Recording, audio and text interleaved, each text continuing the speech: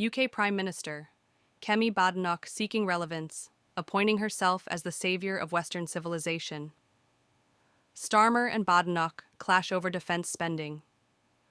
UK Prime Minister Keir Starmer has criticised Conservative Leader Kemi Badenoch, accusing her of seeking relevance and positioning herself as the self-proclaimed saviour of Western civilization.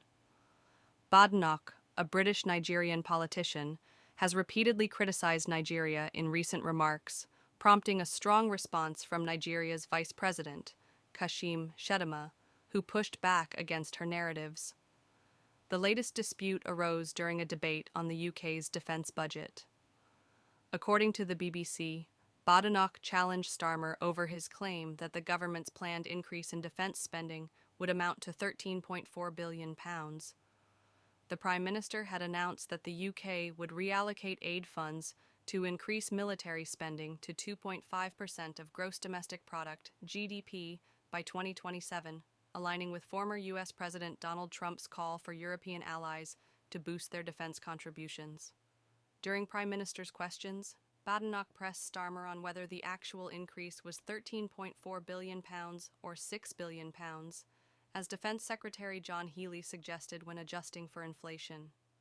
She also questioned whether any of the new funding would be allocated to the multi-billion-pound Chagos deal. She has appointed herself as the saviour of Western civilization in a desperate search for relevance, Starmer remarked.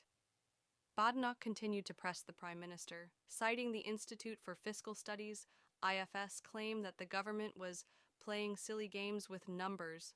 In response, Starmer defended the figures, stating, "If you take the numbers for this financial year and compare them with the financial year 2027 to 28, that's a £13.4 billion increase.